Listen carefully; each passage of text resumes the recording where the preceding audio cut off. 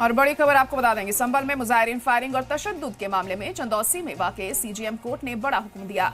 CGM court ने संभल में ASP रहे अनुज चौधरी समेत 12 पुलिस अहलकारों पर एफआईआर दर्ज करने को कहा है। मामला 24 नवंबर 2024 का है, जब शाही जामा मस्जिद के अहाते में सर्वे के दौरान एहतिजाज के बाद मुजाहिरीन पर मुबैना पुलिस फायरिंग में कई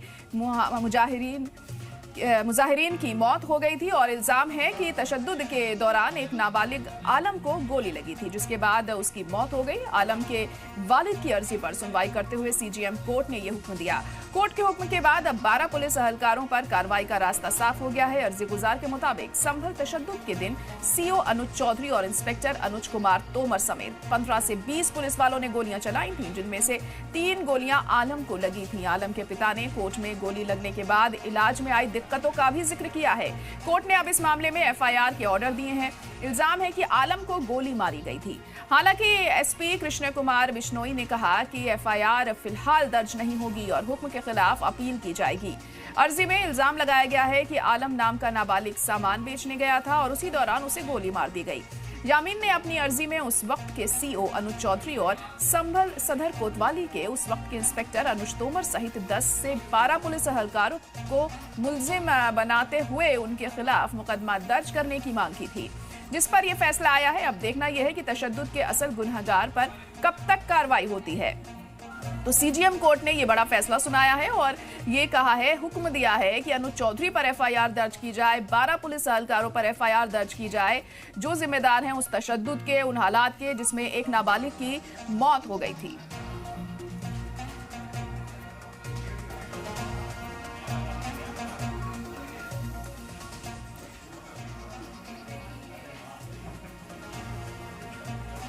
और इसी पर हम चर्चा करेंगे। खास मेहमान हमारे साथ जुड़ गए हैं, ए.के. द्विवेदी जी जुड़ गए हैं जो कि फॉर्मर डीजीपी हैं यूपी के। डॉक्टर निखिल खत्री जी हमारे साथ जुड़ चुके हैं जो कि समाजवादी पार्टी के स्पोक्स पर्सन हैं, और एडवोकेट कामरान मलिक साहब भी जुड़ गए हैं जो कि सुप्रीम कोर्ट के लॉयर हैं। आप तीनों का बहुत इस्तकबाल है सलाम टीवी में। और सबसे पहले ए.के. द्विवेदी जी, मैं आप ही के पास आना चाहूंगी। देखिए, अब फिलहाल ये कोर्ट ने फैसला सुनाया है, ये हुक्म दिया है कि एफआईआर दर्ज हो इस मामले में अनुज चौधरी पर, और अब जो 12 पुलिस अहलकार थे उनके ऊपर, क्योंकि जो तशद्दुद था उन्हीं की वजह से फैला। तो इसको आप किस तरह से इस फैसले को देख रहे हैं? हालांकि अब हायर कोर्ट में भी अपील की जा सकती है इस मामले पर। देखिए, इस मामले में जब सीजीएम कोर्ट ने आदेश कर दिया एफआईआर दर्ज करने का, तो पुलिस को एफआईआर दर्ज करनी चाहिए। मुझे नहीं मालूम सीजीएम कोर्ट ने ये आदेश करने के पूर्व पुलिस से कोई रिपोर्ट मांगी थी अथवा नहीं मांगी थी। सामान्यतया देखने में ये आता है कि जब कोई पीड़ित व्यक्ति कोर्ट में जाता है और पुलिस के खिलाफ कोई परिवाद दायर करता है, तो कोर्ट पुलिस से उसके बारे में तथ्यात्मक रिपोर्ट मांगती है। इस मामले में कोर्ट ने पुलिस से कोई रिपोर्ट मांगा था अथवा नहीं मांगा था, इस बात की मुझे जानकारी नहीं है। लेकिन अगर रिपोर्ट मांगा था तो भी, और अगर रिपोर्ट नहीं मांगा था तो भी कोर्ट ने अगर आदेश कर दिया तो एफआईआर होनी चाहिए।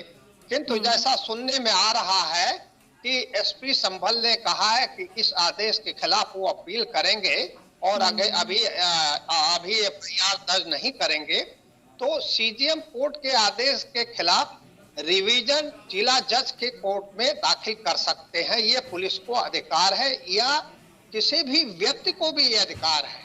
किसी व्यक्ति के खिलाफ अगर एफआईआर आदेश सीजीएम ने कर दिया तो उस आदेश के खिलाफ वो डिस्ट्रिक्ट जज की कोर्ट में अपील दायर कर सकता है, रिवीजन दायर कर सकता है। और रिवीजन के बाद सुनवाई होगी वहां कोर्ट में, बड़ी अदालत में। सुनवाई के बाद अगर जिला जज की अदालत सीजीएम के आदेश को निरस्त कर देता है तो एफआईआर नहीं दर्ज होगी, और अगर आदेश ये कहता है कि सही है, आदेश सही है, निरस्त नहीं करता, तो एफआईआर दर्ज चाहिए। और अगर एफआईआर दर्ज होती है, निष्पक्षता से विवेचना होना चाहिए। और मेरी राय रहती है, अगर एफआईआर दर्ज होती है तो विवेचना संभल से बाहर दूसरे जनपद से किसी निष्पक्ष अधिकारी के द्वारा होना चाहिए। ये मेरा मत है। जी जी, कामरान मलिक जी, आप क्या कहेंगे इस पर? क्या एफआईआर अभी दर्ज होगी या हायर कोर्ट अगर ये मामला जाता है तो फिलहाल अभी एफआईआर दर्ज होने में हम देरी देख सकते हैं? क्या लग रहा है? देखिए, हाईकोर्ट जाने का मामला तो तब बनता है जो एग्रीव पार्टी है वो हाईकोर्ट जाने में इच्छुक हो। यहाँ पर ऑब्वियस है, क्योंकि पुलिस जो है, पुलिस के खिलाफ एफआईआर रजिस्टर होने के आदेश हुए हैं, तो पुलिस जो है जरूर हाईकोर्ट जाएगी।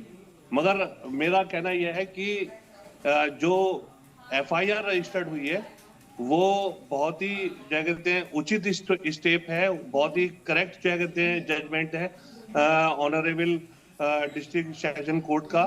और क्या कहते हैं जिस तरह से संभल के अंदर जो है गोली चलाई गई थी पुलिस के द्वारा, वो पुलिस की इंटेंशन जो है कहते हैं कार्रवाई से बिल्कुल साफ जाहिर हो रहा था कि उन्होंने जो है कहते हैं किसी को जो है जान से मारने के इरादे से गोली चलाई गई थी। कोई लॉ एंड ऑर्डर का मसला नहीं था, क्योंकि लॉ एंड ऑर्डर को अगर संभालने की बात होती है तो सबसे पहले जो है हवाई फायर किए जाते हैं। हवाई फायर करने के बाद में जो है पुलिस को भीड़ को तितर बितर करने के लिए जो है टांग पे गोली चलाई जाती है। बट अनुज चौधरी चूंकि एक जो है क्रिमिनल प्रवृत्ति का व्यक्ति है, उसने जो है डायरेक्ट जो है सीनों पर गोलियां मारी हैं। 5 लोगों को जो है कहते हैं का कत्ल किया गया है। इस पर जो है कहते हैं मेरी राय तो यह है कि एक स्पेशल इन्वेस्टिगेशन टीम जो है कहते हैं नियुक्त होनी चाहिए थी और पूरा मामला जो है प्रॉपरली जो है इन्वेस्टिगेट होना चाहिए था। अनुज चौधरी को जो है कहते हैं सस्पेंड करना चाहिए।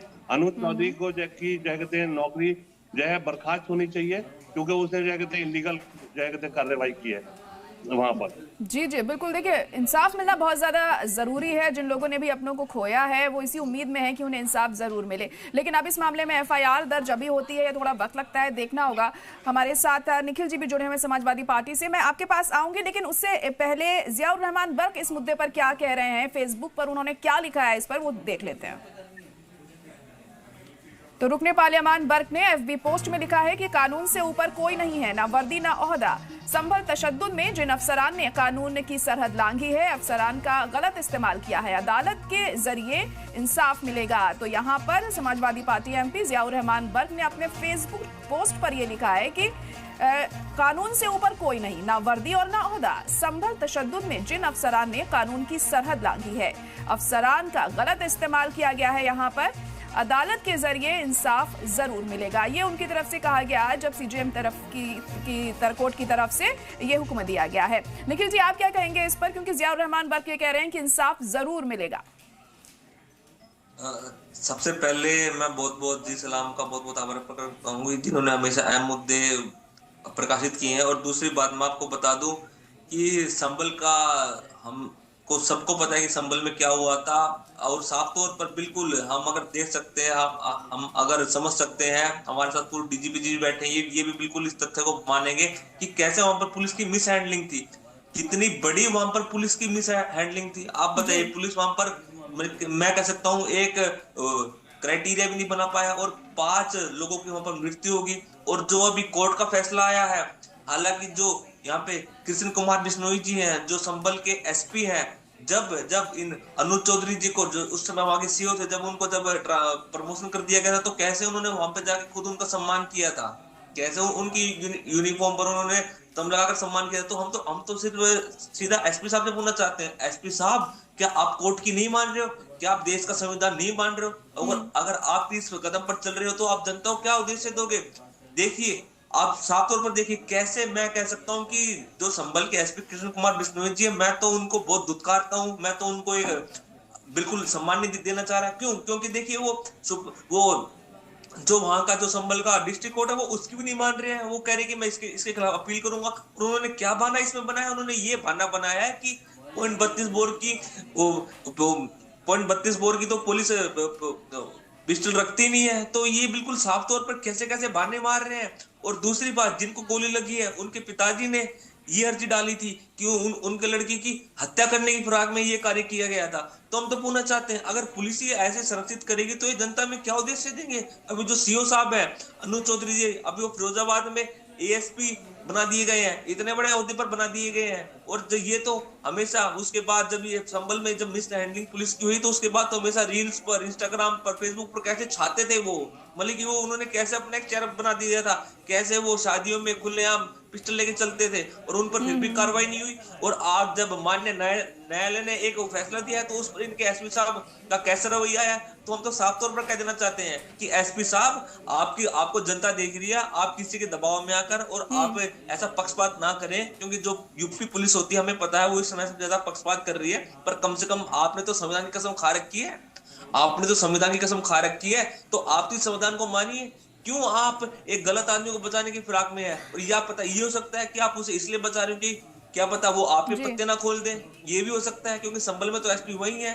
ये अनुज चौधरी को इसलिए बचा रहे होंगे, क्या पता वो इनके बारे में कुछ ना बोल दे। तो ये साफ तौर पर इन सब की मिली भगत है। और मैं समझता हूँ समाज पार्टी और हर इंसान ही चाहता है माननीय न्यायालय का हम क्या कहते हैं उनकी प्रोसीडिंग्स का हम सम्मान करें। और हम खाली पुलिस से ये कह देना चाहते हैं कि आप ऐसा रवैया ना अपनाइए जिससे पूरे देश में एक फैसला जाए कि कैसे पुलिस वाले आपस में बचाने के लिए सुप्रीम कोर्ट की बातें नहीं मानते हैं, सॉरी डिस्ट्रिक्ट कोर्ट की बातें नहीं मानते और डिस्ट्रिक्ट कोर्ट का सम्मान ये नहीं कर पा रहे हैं।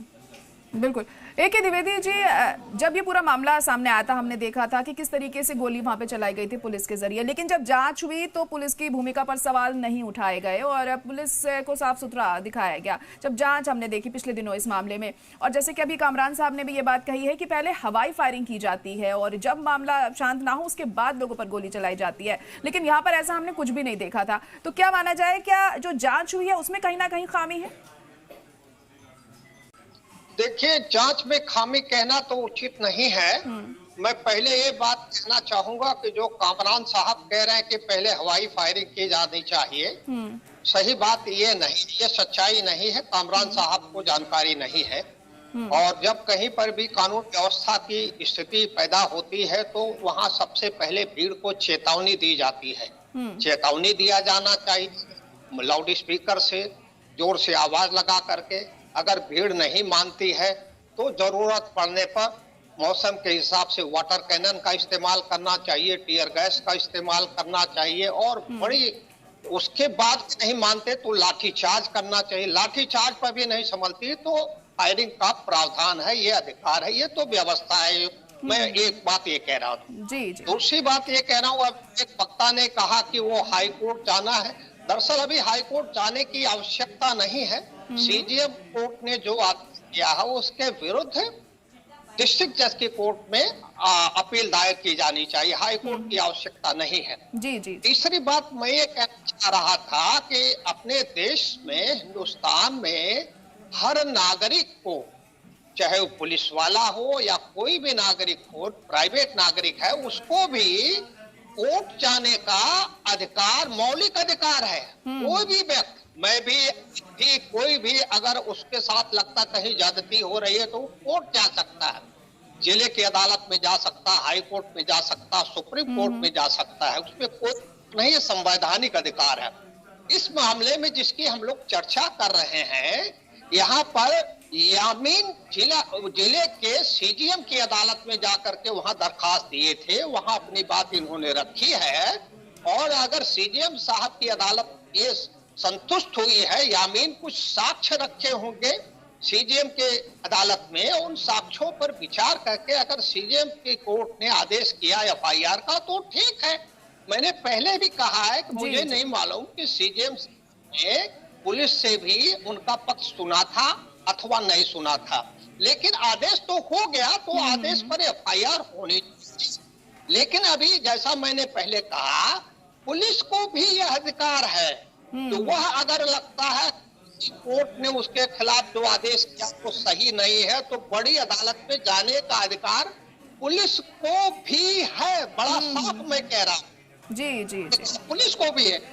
पुलिस के लोग जिले के जिला जज की अदालत में दरखास्त दे सकते हैं, कह सकते हैं साहब ये CGM साहब ने जो आदेश किया ये गलत है, लेकिन पुलिस के लोग अपने माफिक साक्ष्य रखेंगे, वहां यामीन भी अपने रखेंगे जिला जज की अदालत में। और अभी बात सुनने इसकी बात से सहमत। जी बिल्कुल। अगर सहमत होगा। चलिए, मैं आऊंगी आपके पास। आपके ऑडियो में कुछ दिक्कत आ रही है। कामरान जी, आपके पास आना चाहूंगी फिलहाल कि अब एफआईआर के आदेश सीजीएम कोर्ट ने दिए हैं। अब आगे अगर इसको लेकर आपत्ति दर्ज करानी है तो डिस्ट्रिक्ट कोर्ट जाएगा या सीधा हाई कोर्ट का रुख कर सकते हैं, जैसे कि ए के द्विवेदी साहब कह रहे हैं कि हम पहले डिस्ट्रिक्ट कोर्ट जाए अगर कोई आपत्ति दर्ज कराना चाहता है। तो आप लॉयर हैं, बेहतर तरीके से इस चीज को समझा सकते होंगे, इसलिए आपसे जानना चाह रही हूँ। देखिए, प्रोविजन तो क्या कहते हैं सीआरपीसी, तो अब वो बीएनएसएस हो गया है। तो जो रिवीजन का कॉन्सेप्ट है वो क्या कहते हैं जो एक्ट के अंदर लिखा है वो दोनों जगह ऑप्शन है जाने का। आप जो है अगर क्या कहते हैं सीएमएम ने अगर वो किया है, ऑर्डर किया है, तो हम सेशन में डायरेक्ट जा सकते हैं, डायरेक्ट हाई कोर्ट जा सकते हैं। बट ज्यादातर हाई कोर्ट जो है हमारे यहाँ दिल्ली में, तो हाई कोर्ट जो है ज्यादातर ये बोल देता है कि आपके पास रेमेडी जब लोअर कोर्ट में अवेलेबल है तो यहाँ पे आने की क्या जरूरत है, पहले आप नीचे की रेमेडी अवेल कर आइए। तो मोस्ट प्रोबेबली वहां पर भी ऐसा ही होना चाहिए कि अगर रेमेडी जो है अगर अवेलेबल सेशन कोर्ट के पास है तो सेशन कोर्ट को ही के पास ही अपील फाइल की जा सकती है पुलिस के द्वारा वहां पर। मगर क्या कहते हैं अभी जो हमारे क्या कहते हैं पैनल कुलीग बोल रहे थे कि मैं क्या कहते हैं गलत हूँ, तो मैं आपको पहले ही बता दूं जो आपने कहा है वही मेरा कहने का मकसद है कि पहले जगह अगर भीड़ जो है कंट्रोल करने के लिए अनाउंसमेंट होना चाहिए, लोगों को वार्निंग देना चाहिए, वाटर कैनन। मैं अपनी पहले बहुत सारी स्पीचेज में, बहुत सारी डिबेट में ये बात कह चुका हूँ। और अगर उसके बावजूद भी गोली जो है डायरेक्ट जो है सीने पे थोड़ा ही मारी जाती है सर, डायरेक्ट जो है कहते पहले जो है कहते हवाई फायर तो होना ही चाहिए। हवाई फायर होने के बाद में जो कहते पैर पे या टांग पे गोली मारनी चाहिए, डायरेक्ट जो है कहते आप सीने पे कैसे मार देंगे। मगर और आजकल जो उत्तर प्रदेश की पुलिस है उसकी प्रवृत्ति बहुत ज्यादा बिगड़ चुकी है योगी जी की वजह से। योगी जी ने पुलिस की, उत्तर प्रदेश की पुलिस को बुरी तरह से खराब कर दिया है। वहां पर जो है जो इनकाउंटर होता है वो फेक इनकाउंटर्स होते हैं, लोगों को जो कहते हैं नाजायज तरीके से सताया जा रहा है, उनकी टांगें बाएं तोड़ी जा रही हैं, जिससे जो कहते हैं वर्ल्ड वाइज जो है कहते हैं हमारा उत्तर प्रदेश बदनाम होता जा रहा है कि वो पुलिस को जो है कहते हैं गुंडागर्दी की कैटेगरी में रखा जा रहा है। क्योंकि अगर आप फेक एनकाउंटर करते हैं तो आप किसी को 2 बार सजा देने के लिए दो बार सजा दे रहे हैं। एक तो आपने एनकाउंटर कर दिया फेक, उसकी टांग तोड़ दी, फिर उसके बाद में जब उसका ट्रायल होगा उसके बाद में तब जब सजा होगी तो एक बार वो उसको क्या कहते हैं दूसरी सजा हो जाएगी। तो इसको बोलते हैं डबल जेपार्डी। डबल जेपार्डी जो है हमारे कॉन्स्टिट्यूशन के अंदर इनवैलिड, मतलब अनकॉन्स्टिट्यूशनल है, और डबल जेपार्डी नहीं होना चाहिए, फेक एनकाउंटर नहीं होने चाहिए जो उत्तर प्रदेश के अंदर हो रहे हैं। और उत्तर प्रदेश के अंदर जो है अनुज चौधरी ने जो किया है बहुत ही गलत किया है। वहां के 5 लोगों का कत्ल जो है संभल की पुलिस के द्वारा किया गया। बिल्कुल, देखिए सवाल यही है कि अगर ऐसा हुआ है तो फिर पुलिस की भूमिका को साफ सुथरा क्यों दिखाया गया जांच में? डॉक्टर निखिल खत्री जी, जो जांच हुई है उसमें पुलिस पर कोई सवाल नहीं उठाया गया, इसका जवाब आपसे लेना चाहूंगी निखिल जी। सबसे पहले मैं आपको बता दूं, मैं समझता हूँ कि जो जांच करने वाले थे वो खुद ही सरकार के थे, और बिल्कुल साफ तौर पर मैं एक बात कह सकता हूँ कि जो भी देश में अगर भाईचारा बिगाड़ेगा तो मैं समझता हूँ कि उससे बुरा देश में क्या हो सकता है। जो हमारे सीओ साहब है अनुज चौधरी जी, तो उन्होंने क्या किया? क्या उन्होंने माहौल बिगाड़ने की सूचना नहीं की थी? और क्या मैं समझ सकता हूँ क्या बीजेपी वालों ने एक ऐसा क्राइटेरिया नहीं बना दिया कि उन्होंने बीजेपी वालों ने ऐसा फेसबुक अप अनुज चौधरी कर दिया जैसे कि वो उनके नेता हो?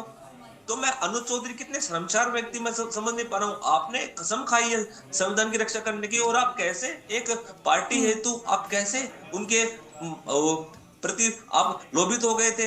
उनकी वीडियोस रील्स कितनी समय समय पर आई थी, तो ये तो बिल्कुल सरासर गलत है। क्या देश हमें ये सिखाता है? और दूसरी बात मैं आपको बता दूं, अभी जो ये फैसला माननीय डिस्ट्रिक्ट न्यायालय ने लिया है, तो सबसे पहली बात तो दोनों पक्षों की बात इसमें सुनी गई होगी। ये तो हो ही नहीं सकता कि पूरे संसार में, पूरे देश में सबको पता है कि सबसे पहले पुलिस की सुनी जाती है, उसके बाद जनता की सुनी जाती है। तो सबसे पहले तो हमें पुलिस की सुनी गई होगी, और जब माननीय न्यायालय को लगा होगी भाई हाँ भी इनमें कुछ ऐसा कुछ डिफॉल्ट है, कुछ दिक्कत है, तो इस हमारे न्यायालय ने ये फैसला दिया है। और उनके बाद कैसे वो बौखला के कृष्ण कुमार बिश्नोई जी जो वहाँ के एसपी हैं, वो हालांकि कम उम्र के हैं, पर मैं समझता हूँ कि एक्सपीरियंस तो उम्र के साथ आता है, एक्सपीरियंस अपने कर्मों के साथ आता है। पर उन्होंने उस समय पर क्या किया? बिल्कुल बिल्कुल उन्होंने एक तरफ माहौल बना दिया। और अभी जो इस समय का माहौल है, मैं आपको बिल्कुल कह दूं, अनुज चौधरी के अच्छे रेसलर थे, हमारी सरकार में भी उनको बहुत सम्मान दिया गया और जी जी। हमारी सरकार ने उनको भर्ती की थी। और आज इस समय योगी सरकार ने उनको आउट ऑफ टर्न प्रमोशन दिया है। वो एक पहले स्पोर्ट्स बिल्कुल। देखिए, कहीं ना कहीं भूमिगत पर सवाल तो उठ रहे हैं, तभी सीजीएम कोर्ट ने एफआईआर दर्ज करने के ऑर्डर दिए हैं। AK द्विवेदी जी, जवाब लेना चाहूंगी आपसे कि क्या कहेंगे आप इस पर कि अगर सवाल नहीं उठ रहे होते, अगर संदिग्ध नहीं होती चीजें, तो एफआईआर दर्ज करने के ऑर्डर यहाँ पर क्यों दिए गए होते सीजीएम कोर्ट की तरफ से? वो पुलिस नहीं, वो तो भाजपा के नेता है अनुज चौधरी जी। जी जी, AK द्विवेदी जी क्या कहेंगे? देखिए, मुझे नहीं मालूम या यहाँ आपके चैनल के जितने भी इस पैनल पर लोग हैं, किसी को भी नहीं मालूम कि सीजीएम कोर्ट में यामीन की तरफ से क्या क्या साक्ष्य रखे गए और पुलिस की तरफ से क्या क्या साक्ष्य रखे गए। सच्चाई या किसी को भी नहीं मालूम, मुझे भी नहीं मालूम जो है। लेकिन सीजीएम ने सारे बातों को ध्यान में रख करके आदेश किया, तो इसका मतलब सीजीएम के निगाह में कुछ तथ्य तो होंगे जिसके आधार पर उन्होंने एफआईआर के आदेश किए हैं। पहली बात तो ये कहनी मुझे। दूसरी बात, अगर पुलिस को ये लगता है कि नहीं सीजीएम के कोर्ट से कहीं पर कुछ कोई कमी रह गई है, तो वो जिले की अदालत में, सेशंस कोर्ट में जा करके अपनी बात कहेंगे। हम लोगों को फिलहाल इंतजार करना चाहिए जो है। और सेशंस कोर्ट अगर कहती है कि नहीं सीजीएम का आदेश सही है, तो पुलिस को एफआईआर करनी पड़ेगी और उसकी फिर निष्पक्ष विवेचना होनी चाहिए। एक चीज और, अभी एक वक्ता कह रहे हैं कि वो अनुज चौधरी को आउट ऑफ टर्न प्रमोशन मिला है। मैं आपसे बता दूं कि राजपत्रित अधिकारियों को आउट ऑफ टर्न प्रमोशन मिलने का कोई नियम उत्तर प्रदेश में नहीं है और उनको भी, अनुज चौधरी को भी आउट ऑफ टर्न प्रमोशन नहीं मिला है। रेगुलर प्रमोशन और अधिकारियों के साथ हुआ है। तो अभी इस मामले में क्या